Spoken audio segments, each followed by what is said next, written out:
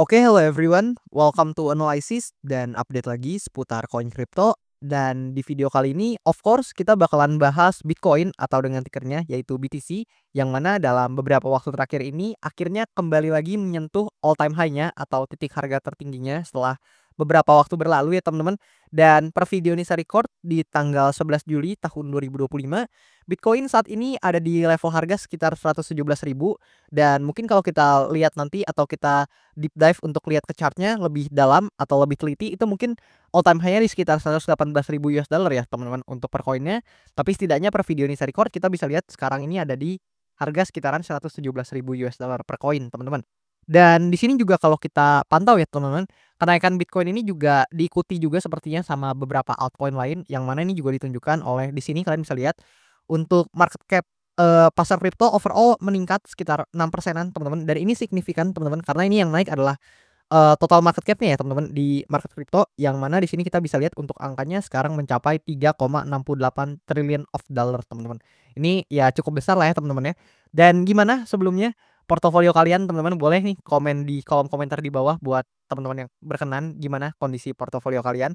Apakah kalian nih lagi ikutan hura-hura nih teman-teman, lagi ikutan pada profit, lagi pada ya mengalami keuntungan lah ya dari portofolio kalian, atau justru kalian masih minus nih Bang gitu? Boleh komen di kolom komentar di bawah seputar posisi nih dari portofolio kalian, lagi profit atau justru lagi minus nih gitu. Boleh komen di kolom komentar di bawah. Dan di video kali ini juga kita akan bahas banyak hal, banyak data seputar Bitcoin. Dan tentu sebelumnya disclaimer dulu bahwasannya video ini sama sekali tidak bermaksud untuk mengajak teman-teman semua menjual ataupun membeli aset tertentu, dan juga sama sekali tidak bermaksud untuk mempromosikan aset tertentu. So always do your own research karena this is not financial advice.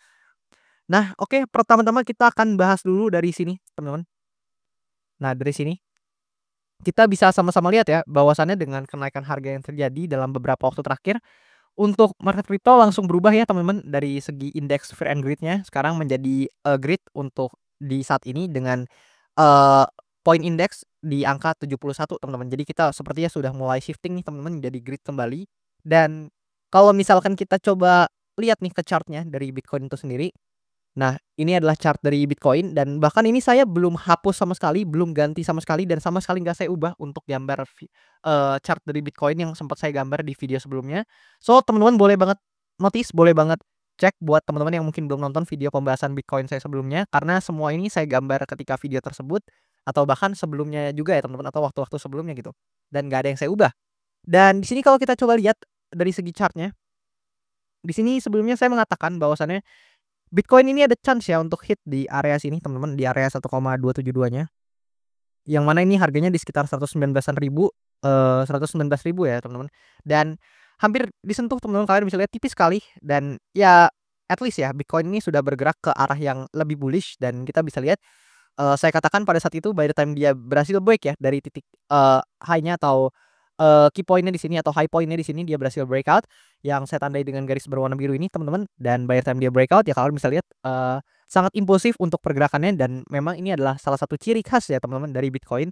Yang mana kalau kalian perhatikan di sini, saya coba kasih teman-teman gambaran ya. Bitcoin itu ketika memang dia berhasil ya untuk break dari high point-nya atau titik-titik krusialnya, dia umumnya itu mengalami pergerakan yang cukup impulsif nih. Seperti di sini kalian bisa lihat ketika pertama kali ya dia akhirnya nih di sini dia break lagi di all time high-nya. Ini Bitcoin juga mengalami fase rally yang cukup impulsif gitu teman-teman. Kalian bisa lihat di sini kenaikannya sangat signifikan, dan ya setiap kali dia berhasil melakukan break seperti tadi itu, ya kenaikannya itu cenderung impulsif teman-teman. Kalau kita lihat berdasarkan historical data sebelumnya gitu. So saya nggak kaget apabila Bitcoin ini melakukan rally atau melakukan pergerakan naik yang sangat impulsif, yang mana kalau kita lihat dalam beberapa waktu terakhir ya kenaikannya sekitar 10%-an lah ya teman-teman. Sangat-sangat lumayan, sangat-sangat signifikan. Karena memang Bitcoin ini kan dengan kenaikan 10% ini ya, meskipun teman-teman ada yang mungkin berargumen, "Ah Bang, ini gedean alts gitu naiknya ya, gedean altcoin A, altcoin B," gitu ya. Tapi ya teman-teman harus menimang-nimang juga nih, Bitcoin kan market cap-nya nggak kecil lah teman-teman ya. Bahkan kalau kita perhatikan di sini, nah kita lihat di bagian sini ya teman-teman. Nah, di sini kalau kita close dulu, nah kita bisa lihat di sini bahwasannya Bitcoin ini kan sudah menjadi aset terbesar ke-6 di dunia gitu, teman-teman. Dengan market cap yang kalian bisa lihat sendiri gitu ya, nggak kecil teman-teman.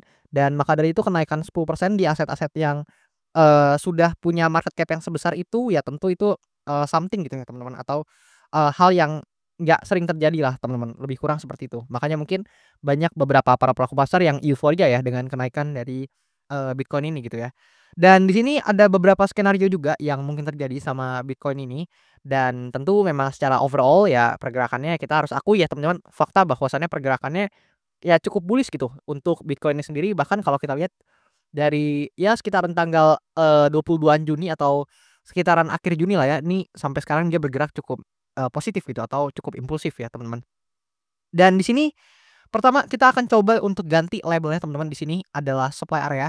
So, dengan dia berhasil breakout dari sini ya of course kita harus ganti. So, kita hapus dulu untuk, penandanya, dan nanti kita akan coba tandai sebagai demand area atau, di sini saya coba, copy aja teman-teman untuk, demand areanya yang ada di sini, kita coba copy dan kita akan coba pindahin ke atas teman-teman. Nah, di sini kita coba pindahin ke bagian atas ya, lebih kurang, kayak gini gitu. Nah, di sini kita coba pindahin ke atas. Nah, lebih kurang seperti ini, teman-teman. Dan kalau kita perhatikan, di sini ada beberapa skenario yang mungkin terjadi sama BTC atau Bitcoin ini, tapi ya tentu sebelumnya disclaimer, ini opini saya dan pure pendapat saya, bisa aja keliru maupun salah. So, teman-teman juga wajib banget analisa mandiri dan do your own research gitu, teman-teman ya. Karena ya tentu portofolio kalian cuman kalian sendiri yang bisa kelola dengan baik, dan tentu tanggung jawabnya ya tentu ada di tangan kalian ya. Karena kan cuman teman-teman nih yang, punya hak untuk mengelolanya dan tahu juga nih kondisi portofolio kalian saat ini gitu.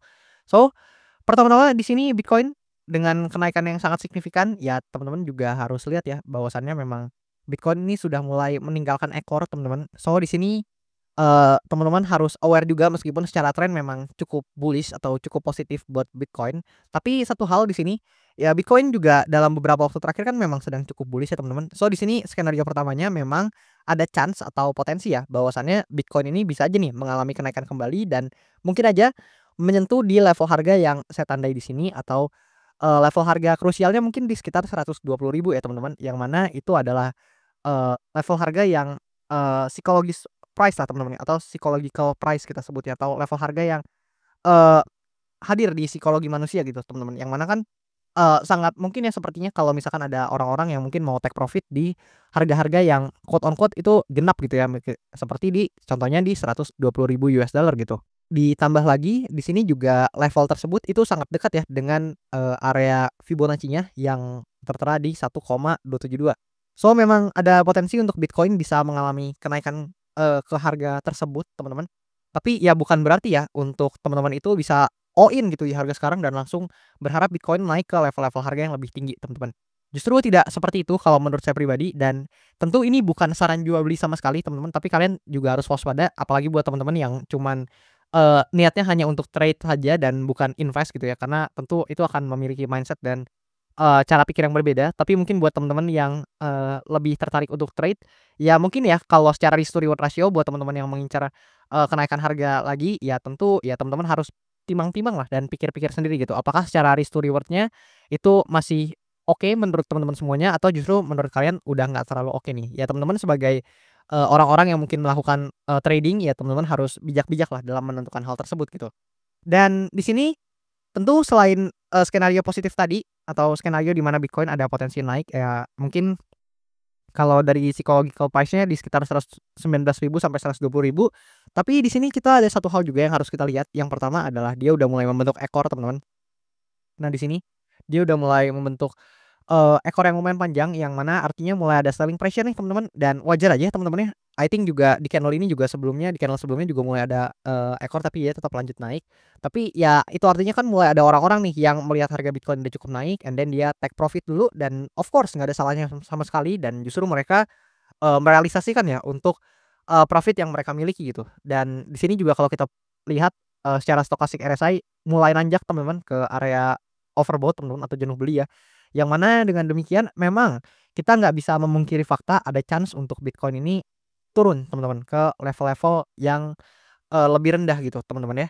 Dan, sedikit intermezzo mungkin kalau kita coba perhatikan juga di, kenaikan ini juga tentu diiringi ya, kalau kita coba perhatikan di sini ada Bitcoin ETF flow, dan kita bisa lihat dalam beberapa waktu terakhir ini sangat masif teman-teman demand dari ETF, terutama di, tanggal 10 Juli kemarin ya, ini signifikan banget teman-teman, kalian bisa lihat.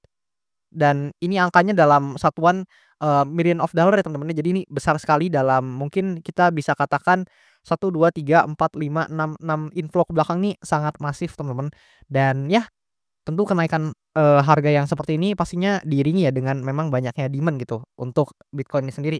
Tapi ya tentu kita kembali ke topik tadi, ya tentu bukan berarti nggak ada chance gitu untuk koreksi gitu ya, karena memang udah mengalami kenaikan yang cukup tinggi dan of course ini, ada chance juga untuk banyak para pelaku pasar yang melakukan take profit gitu atau mengambil keuntungan atas kenaikan harga yang ada saat ini gitu. So, apabila teman-teman mungkin melihat dia terkoreksi ada beberapa area yang mungkin teman-teman juga bisa tinjau ya, yang mana tadi kan konfirmasi untuk area, bullish pertamanya adalah di sekitaran 119 sampai 120.000 gitu teman-teman untuk area psychological price yang pertama.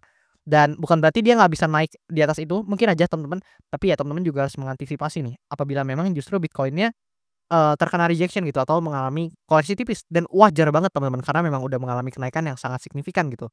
So, di sini kalau kita lihat, kalau teman-teman perhatikan ya, nah di sini tuh pertama ada area imbalance di candle terdekatnya yang itu ada di sini dan kalau misalkan dia terkena rejection ya ada chance ya buat, area ini di-filter terlebih dahulu gitu teman-teman karena ini adalah area fair value gap yang, eee, sangat dekat dengan, pergerakan saat ini dan ada di candle sebelumnya gitu tepat.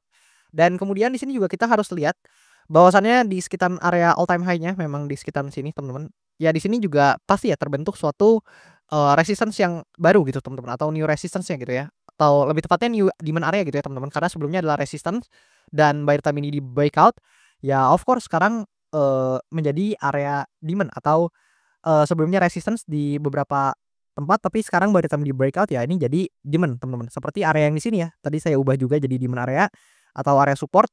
So, di sini juga bisa menjadi salah satu area support yang teman-teman bisa tinjau atau perhatikan yaitu di all time high sebelumnya.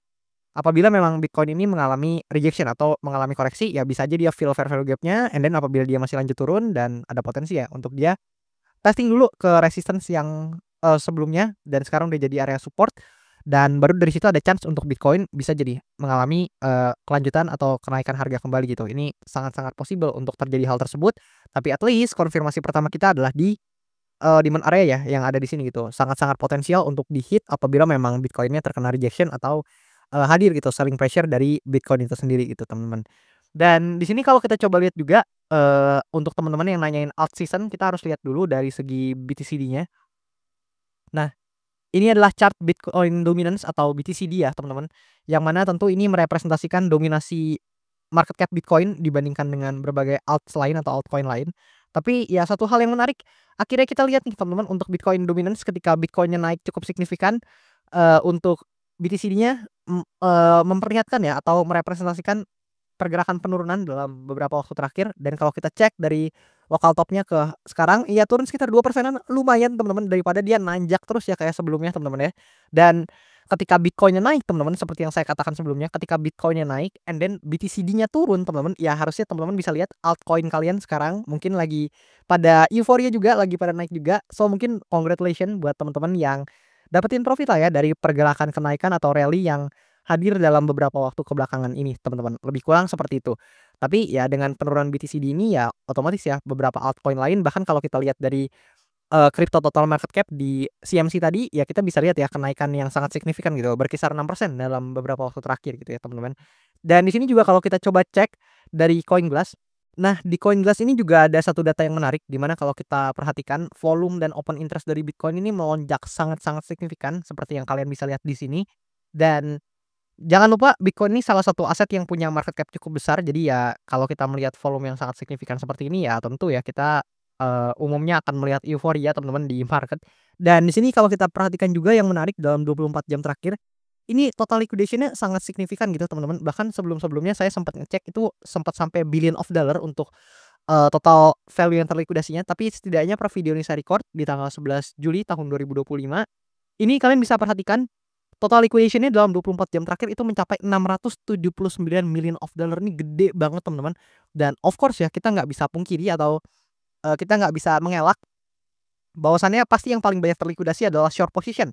Mengingat, long position-nya kalau teman-teman perhatikan ya, ini harusnya akan lebih sedikit yang terlikuidasi dari segi long position dibandingkan short position karena memang posisinya Bitcoin ini very bullish dalam, beberapa candle ke belakang gitu teman-teman. So, ya wajar aja mungkin orang-orang yang berspekulasi di short position banyak yang terlikuidasi gitu ya, apalagi tidak menggunakan quote on quote stop loss yang ideal ataupun tidak menggunakan, manajemen margin atau manajemen portofolio yang baik gitu. Ya hopefully teman-teman nggak jadi bagian lah dari angka-angka yang terlikuidasi ini gitu ya teman-teman.